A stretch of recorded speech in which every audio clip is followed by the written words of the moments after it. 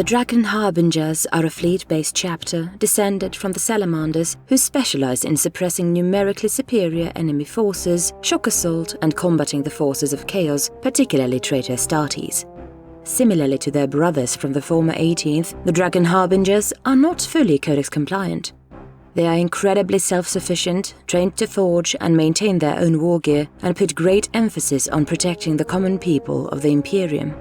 Where the two differ, however, is the status of their gene seed, aspects of extremity regarding their adherence or lack thereof to the Codex Astartes, and interpretation of their Primarch Vulcan's teachings. To them, Vulcan's fire is not a mere pyre around which the masses of humanity to huddle in fear of the surrounding void, but the Emperor's very gift of hatred to mankind, meant to sweep across the cosmos and incinerate any enemy that would seek to oppose his people. Due to this, they perceive the modern incarnation of their founding chapter as weak and inefficient, which caused their initial splintering into separate entities. Among their cousins, they respect all who remain dedicated to the Emperor and the Imperium, but hold notably higher regard for the bloodlines of the White Scars, the Imperial Fists, particularly the Black Templars, and especially the Blood Angels. Further deviation can be found in their structure and doctrines. Unlike other chapters, the Drakken Harbingers almost always traverse the galaxy in full force, actively seeking out theaters of war into which to spear their strength. On rare occasions, though, a splinter group may form among them in order to pursue a goal that does not require the full chapter's involvement.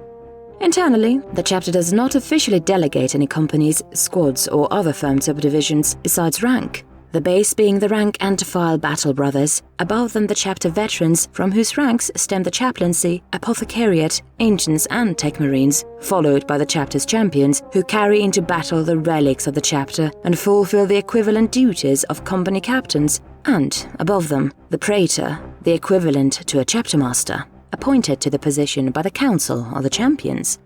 Their leader bears that title as the Drakken shun and reject the notion of chapterhood, instead seeing themselves as the last true inheritors of the Legion of old.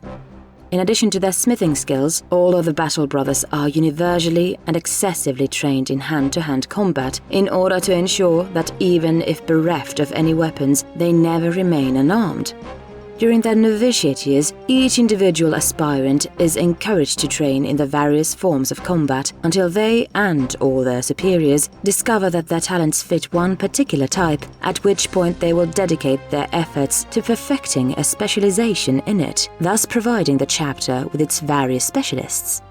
Those who cannot find a specific niche but excel in all fields in turn mold themselves into the role of the chapter's tactical marines. The only slight exception to this format of selection are the psychically gifted recruits who are guided into the library specialization, though beyond the specialization itself they are no different than the rest of their battle brothers and follow the same rank system that was described earlier. As the chapter is near constantly together, they deploy en masse to any conflict they dedicate themselves to. After which, if their operations necessitate their greater whole to separate, those of higher rank simply pick out the type and number of battle brothers they require for their task. Then, if their selection is not objected to by someone of higher standing, they pursue the given task with their signature zealotry. Thanks to this structure and each individual Astartes' high level of self-sufficiency, the chapter as a whole is very flexible and highly adaptive on the battlefield, despite the strict rigidity one might initially perceive from them. The biggest deviation, which in actuality is a violation of the Codex, is the matter of their numbers. Officially, the chapter has only ever been at their full 1,000 marines strong at the time of their founding, but since, due to their excessive crusading, they have never been able to reach that complete state.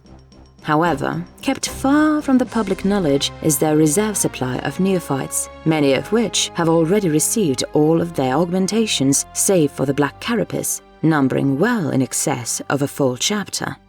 Based on the latest estimates, the current Drakken Harbingers chapter officially fields almost 9 full companies of Astartes, with their scout company comprising only the 100 neophytes closest in line to undertake their final trial before being admitted to ascend to full battle brothers. While in addition to these numbers, another roughly 12.5 companies of neophytes are spread and hidden among the vast crew of their fleet as quote-unquote abhuman personnel, while they continue their various forms of training. Remarkably, the chapter has avoided censure and persecution for their strident quote-unquote malpractices thanks to its deep ties to the Emperor's most holy Inquisition, as the earliest incarnations of the Drakken Harbingers pledged their service almost akin to an investment to the still-growing institution. While not fully submissive to it, as the chapter would on occasion hold disagreement with the wider Inquisition on individual matters, like for example the treatment of the Lamenters, a brother chapter whom the Drakken hold in the highest possible esteem. Similarly to the Black Templars, the Harbingers would work closely with any order that requested their aid and, most importantly, would not ask any questions beyond evidence of confirmation that the targets given to them were truly worthy of extermination. They would play the role of a weapon easy to access and happy to be used by the Inquisition, who in turn would humor and turn away the eyes of others from any perceived transgressions by the other branches of imperial government, while supporting their zealotry and presenting them as a perfectly codex-compliant chapter to the greater Imperium. It was through this close connection that the Drakken were gifted with their fortress ministry, the Vengaza, an imposing mobile star fortress comparable to the Raptorus Rex, integrated with a number of facilities capable of manufacturing the war gear the chapter needs. Along with it, they were also quote-unquote gifted with a contingent of mechanicus that now permanently resides within their fleet, tasked with managing their vessels and facilities, while also training their tech marines and assisting the overall chapter with their smithing. A mere oath of fealty, however, was not enough to earn them all these gracious gifts. To ensure their continued loyalty and purity, the fleet of the Drakken Harbingers is always accompanied by an Inquisitor, along with their own personal retinue, or one assigned to them in the form of acolytes, agents of the Assassinorum, or other Astartes forces, such as the Death Watch, and on very rare occasions an individual from the Grey Knights. To further ensure that their duty is fulfilled as professionally as possible, these Inquisitors and their envoys are rotated out after every 10 standard years. Having such a presence among them was intended to keep the Sons of Vulcan on as tight of a leash as possible and to prevent any of their more questionable practices from seeding corruption among them.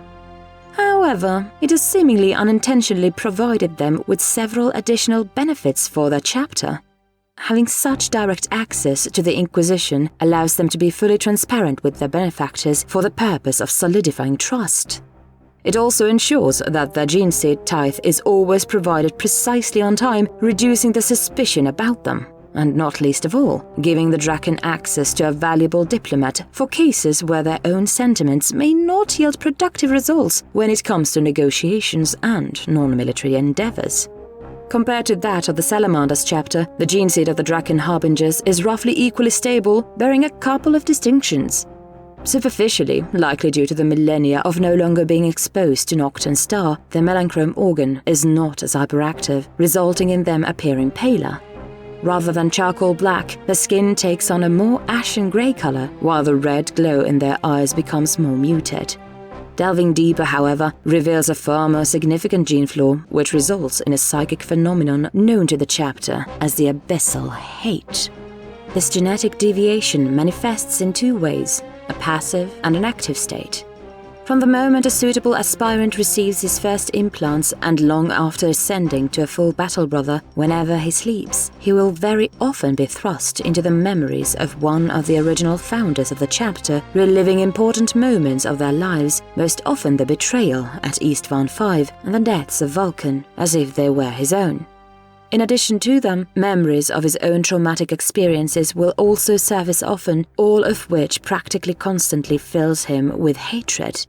It is believed by the apothecaries and librarians of the chapter that this passive manifestation of the Abyssal Hate provides their numbers with an above-average resistance to the effects of the warp. Its more active component reveals itself when an Astartes comes across something or someone that bears great resemblance to a cause of great trauma in his past. When triggered, the Marine's perception of the world around them becomes muted to the point where they cannot regard anything else but the object or person of their hatred, as they are consumed by a singular drive to slaughter and destroy whatever stirred the Abyssal Hate to manifest. When this occurs, the affected Marine's resistance to the warp drastically increases as the raw hatred pouring out of him overpowers other external psychic phenomena, and he becomes nearly completely immune to mental manipulation, able to stay on target even if it employs illusions to remove its presence, regardless if their source is psychic, mechanical or natural. The hate will only end after the target the Marine has focused on is destroyed, within hours after the target is physically removed beyond the Marine's natural perception, or if the Marine is slain. While holding some benefits, losing one's perception of the world around them can be a significant hindrance in most situations. Due to this, the warriors of the chapter focus excessively on discipline in an attempt to harness the abyssal hate only in moments opportune for it, but very few among them are able to achieve such results. At this point, being so ingrained into the chapter's genetic memory endows the abyssal hate with the added benefit of making their gene seed notably well quote-unquote protected from predation by traitor forces. Whenever any of the traitor start is implanted into one of their enslaved aspirants, any breaking of their mind, be it by technology or sorcery, would be dispelled, replaced only with immediate raw hatred and hostility towards their captors, causing the aspirants to go berserk and attack the staff around them until they are put down, essentially robbing the traitors of a valuable recruit. Knowing of this effect makes the chapter's enemies less inclined to steal the gene seed of any warriors they fell, except for those who intend to use it as a means to double-cross other warbands by selling them quote-unquote faulty gene seed, a sentiment which, while profitable in the short term, risks the recipients of a bad deal to turn from rivals to fervent enemies. Seemingly in a way to actively foster the hate's propagation amongst their ranks, while also adhering to their protective nature towards mankind, however, their means of recruitment is one of the aspects in which they most often come to disagree with the Inquisition. At the conclusion of a campaign, be it in victory or defeat, the Drakken Harbingers will attempt to rescue as many civilians from invasions of their worlds as possible. Under the supervision of their Inquisitorial representatives, they personally filter through all of the people now in their care for chaotic or Xenos corruption, depending on the foe that had attempted to claim the world in question. Those found pure of any such corruption become integrated as crew of their fleet, and it is from among these rescuees and their descendants that the chapter draws its recruits. They pick from such traumatized populations to ensure that Vulcan's fire properly burns deep within them, enabling the aspirants to excise any flaws within themselves that their mortal frames have built around it, to then harness the Emperor's gift into an inextinguishable weapon over the course of their training and psycho-indoctrination. Once selected, an aspirant must go through a series of trials in order to, quote-unquote, earn his scales, as the elders of the chapter say, in reference to the ascending as a fully fledged battle brother. His first test takes place before any augmentation is applied to him, where he is stripped to modesty and locked in an arena with one opponent being a criminal or some other manner of treasonous lowlife per se, per the chapter's views. Then a single knife is thrown into the arena for the quicker of the two to claim, where the aspirant is expected to slay the lowlife. Upon receiving half of his augmentations and all of the training provided until then, the aspirant repeats this trial, except this time he is pitted against 9 opponents of similar work to the first, meant to symbolize the 9 traitor legions. He is equipped with a single knife and tasked to slaughter them, while the 9 are armed similarly or with other basic improvised weapons. Finally, when only the black carapace is left to be grafted onto his body, the now neophyte performs this ritual one last time, bereft of any armaments and only with his skin as armor, against 18 opponents, as he is expected to cull twice as many traitors as himself once he fully ascends into the chapter, all of whom have had their pick among improvised weapons, knives, swords, solid slug pistols, minor chain weapons and sets of flak armor. Once again, the neophyte must destroy all of the dregs before himself, except this time he is prohibited from wielding any weapon and must accomplish the task with only his bare hands. Only after this final trial is completed does the neophyte become admitted to the procedure for the carapace, and when it too is completed, he is welcomed as a true Drakken Harbinger. Depending on the supply of opponents within the chapter's dungeons, many neophytes may not be able to attempt their trials until many years into the future, during which time they are relegated to continue their training and service among the crew of the fleet. However, there is one way for them to earn their scales, even when opponents for their trials are not available. If the neophyte is able to slay a traitor Astartes or banish a demon, be it on the battlefield as part of the chapter's overall deployed force, or in defense of boarding actions against their own vessels, as well as provide at least 2 witnesses who can confirm the feat, he will immediately advance ahead of all his fellow aspirants and be fully brought up into the chapter.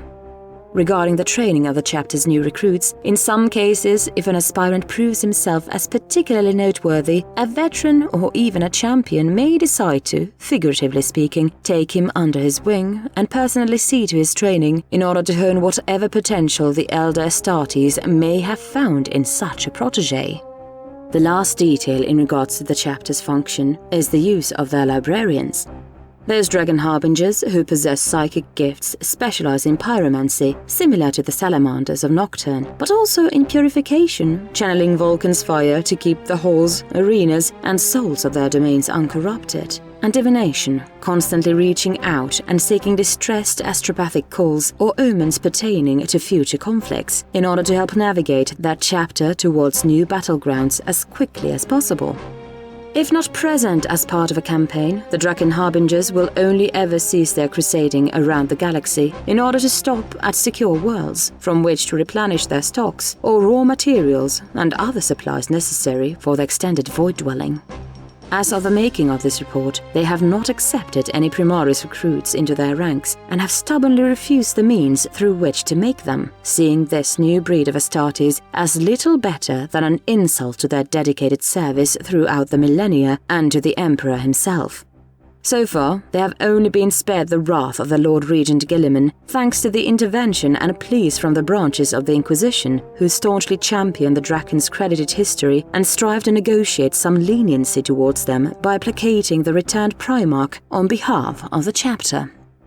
Their origins can be tracked back to the days of the Great Crusade and the Legion Praetor Agnaean Khazran, Drake-blooded, a young salamander inspired to follow the example of the Imperial Fist's first captain, Sigismund.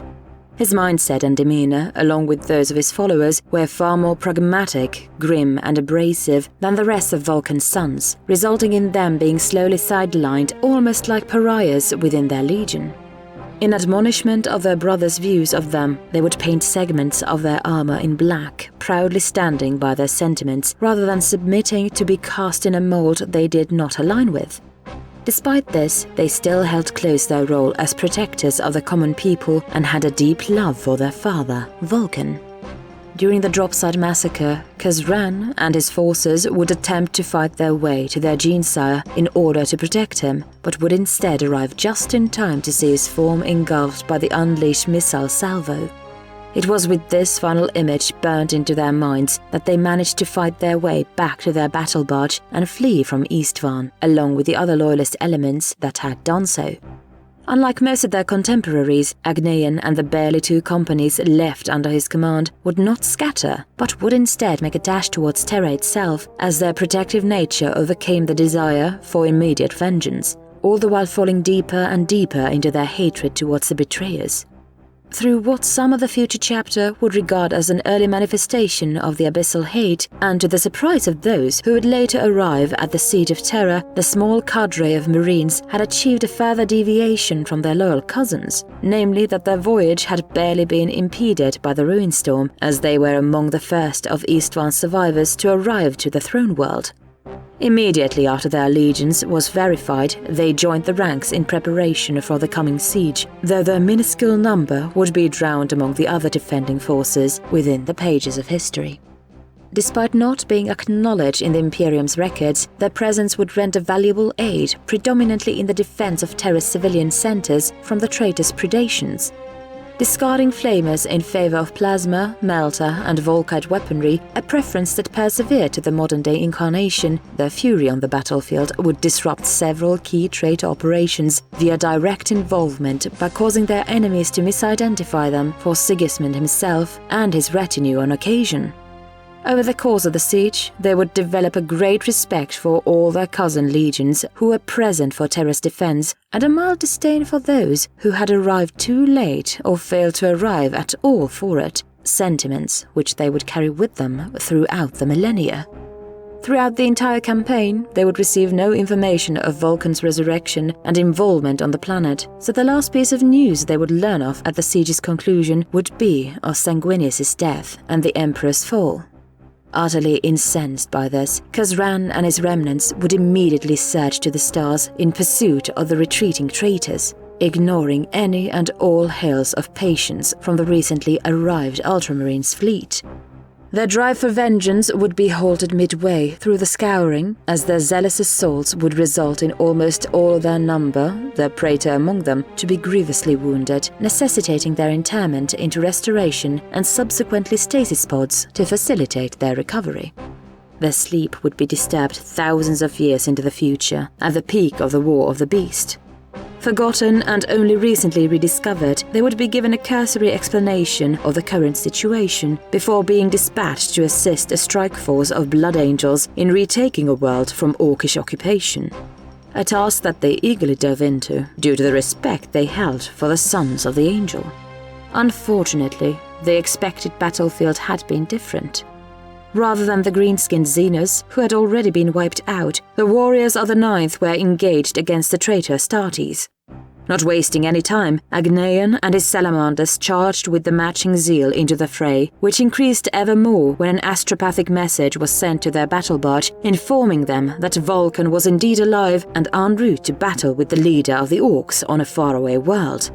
Resistance was stiff, but eventually the traitors were overcome.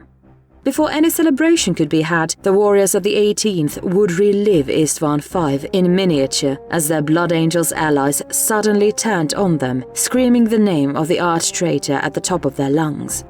Instead of breaking, however, the now more than battle-hardened salamanders fought back, their numbers further diminishing, but in the end, they came out victorious. With the last of the angels slain, Khazran would order their flesh to be consumed so that he and his warriors would be able to glean their memories and understand whether new traitors had been revealed. Near instantly upon tasting the first drop of vitae, the warriors would succumb to deliberating mental pain as they learned not of treachery but of the Blood Angels' curses and through them the fate of their father, experienced in such detail that it only compounded with their own sorrow at the loss of Vulcan. Once they recovered, all of them would swear to never speak about what they had learned to a soul, out of respect and admiration for their cousins, who still continued to serve loyally in spite of their condition. Finally done with this campaign, the company would rush towards where their Primarch had been rumored to be, but alas, once more they would arrive just in time to witness his demise as he threw himself and the beast into a reactor which then exploded. From then on, their hatred of the traitors who had once again delayed them from reaching their father's side increased and solidified even further in their collective psyche. At the war's conclusion, when the Salamanders chapter attempted to reintegrate them within itself, the task would prove impossible, as Agnaeon's forces had changed far too much to mingle among them, considering these newly uplifted brothers as weak and incorrect of their interpretation of Vulcan's teachings. Due to this divide, they would be sequestered into a separate founding of their very own chapter, the Drakken Harbingers. Later on, they would willingly step in service to the forming Inquisition, as it could provide ample leads and targets for their craving to slay the enemies of man, and insisting in maintaining their methods of doing so away from more prying eyes devoted to the likes of the Codex Astartes. To the Drakken, paradoxically enough, the wisdom and very existence of that tome would be regarded with notable contempt, which would extend towards the sons of its author, particularly after learning that Rebuta Gilliman had created and enforced its adoption against the will of his brother Vulcan.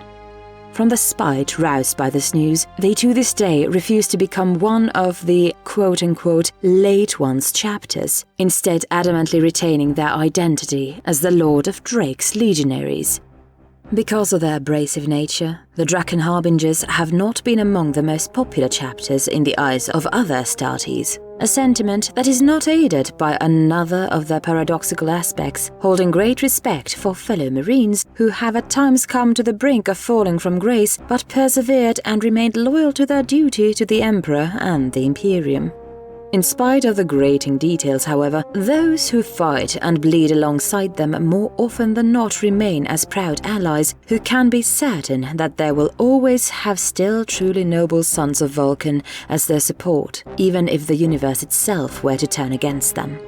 It is by this virtue that chapters such as the Black Templars, Sanguinary Crusaders, Dawn's Crusaders, Mantis Warriors, White Scars, Flesh Tearers, Black Dragons, and particularly the Lamenters are considered as brother chapters by the Drakken, an honor that they rarely extend and even deny to their Jane brethren in the Salamanders.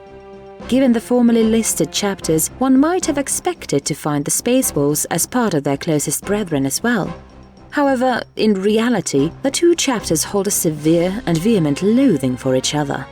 The Sons of Russ consider the Drakken as mewling and honorless dogs on the Inquisition's leash that tarnish the Lord of Drake's name and memory. Conversely, those of Vulcan scorn the wolves and their Primarch for abandoning terror in a vain hounding of glory, where if they had instead humbled themselves and remained, the Emperor would have likely not suffered his current fate, as the siege would have been broken far quicker and easier. Contrary to the open admiration of the above-mentioned bloodlines, descendants of the other loyalist Primarchs start off on a shakier ground and would need to earn the Drakken's respect if they wanted it. To the chapter, the Sons of the Gorgon are looked upon with pity and disgust, as their quote-unquote techno-fetishism goes against the principle of Ferris manners, which the Harbingers believe to have learned from their ancestors' memories relived through their gene seed. Those of the Lion and the Raven are viewed with the most neutrality, the exception being Corex's apparent descendants in the Carcharodon's Astra. At a first glance, and given the friendship of the Drakken, the Carcharodons may seem as a chapter they would hold in high esteem, but their utter disregard and almost disdain for the common people of the Imperium rouses only revulsion, as, in the end, the vengeful Drakes are sons of Vulcan at their core. Because of the same reason, they also hold in utter contempt the likes of the Marines Malevolent and the Minotaurs, though for the latter there are also the factors of the brutalization of the Lamenters and their propensity for the theft of other chapters' relics, a trait that has also pointed the Harbinger's ire towards the Blood Ravens. And, lastly, there is one final unifying factor among all three of these chapters, namely that, to the Drakken, all three are considered to be Ultramarine descendants. From their belief that there is no natural traitor blood among the Adeptus Astartes and their disdain for the Sons of Guilliman, the chapter considers any other faulty and or treasonous Marines with unknown lineage to trace their roots back to Macragge. Certain Inquisitors have even heard some of the vengeful Drake state with absolute certitude that the Astral Claws must have been Ultramarines' descendants, since it was the Ultramarines who had the most successes turn against the Imperium and the Emperor. A statement mainly correct on a technicality, given how Guilliman's progeny side the most successor chapters out of all the legions. Regardless, the Drakken Harbingers continued to faithfully serve the Golden Throne and the Imperium. They would patrol the galaxy at large, not knowing where the enemies of mankind would crop up next, but now, ever since the opening of the Great Rift, the scum made themselves known. Thus now, both as a quiet means of protest and having a more defined hunting ground present, they instead dive headlong into Imperium Nihilus, their efforts of doing so made with close to no hindrances thanks to the Abyssal hate, similarly to their ancestors' dash through the Ruinstorm, hot on the heels of any heretic, mutant and Xenus that would dare think the remnants of mankind beyond the rift abandoned and ripe for the picking. Where the light of the Astronomicon may be missing, they blaze forth as Vulcan's flame was intended to do, heralding hope, fervor, and zeal to humanity, alongside doom, purification, and annihilation to their enemies in the darkness. Indiscriminate in their crusade, the Drakken Harbingers still dedicate notable effort in tracking down the whereabouts of and snuffing out certain specific foes that have personally scorned the chapter in the past, such as the Knights of Leren, who were responsible for the death of Praetor Oricon Dovheart at the turn of the millennium, and the Brotherhood of Woe, whose Iron Warrior Master of War, Harkon, used the Sons of Vulcan in his scheme to shed Abaddon's shackles on his warband by throwing the Black Legion forces imposed upon him at the Drakken so that they could be exterminated. at the conclusion of which he humiliated the newly elected praetor Victor Draketalon by immobilizing his armor, gloating to him of his machinations and finally thanking him for the job well done by leaving him with a bag of skulls and helmets belonging to his salamanders victims from the Dropside massacre, before leaving him to be later found by his squad. From this shame, the young praetor would rouse his wellspring of hatred and faith, through which he would mold himself to better fit his appointed position and lead the Drakken to save multitudes of worlds beyond the Astronomican's light, as the remains of their ancestors were interred into the Venganza scripts, as to find peace and spirituality aid their brothers in their pursuit of vengeance. In the decades since the split of the galaxy, the chapter would only ever make brief returns to Imperium Sanctus in order to swap out their inquisitorial oversight, resupplying if necessary, and deliver particular cargo to Imperial agents, most often members of the Inquisition, namely the skulls, helmets, standards, artifacts and others belonging to the leaders of traitor or Xenos organizations, which the Harbingers had exterminated over the course of their dive into the void, as proof of their service and efficacy. Upon their return from their latest crusading expedition, however, they would bring back a rather disturbing bounty. A chest filled with power armor helmets bearing renegade markings, some of which had clearly been warped by the taint of chaos, all of which were of Mark 10. While the Inquisitor that had accompanied them at the time would be interviewed separately, when the Drakken Harbingers were asked to clarify what had transpired in the expedition beyond the Great Rift, the now far more seasoned Praetor Victor would give a single statement in answer before their forces left the premises with their new inquisitorial staff and dove once more to cleanse their creator's domain. When used correctly, the Emperor's gift is more than sufficient enough.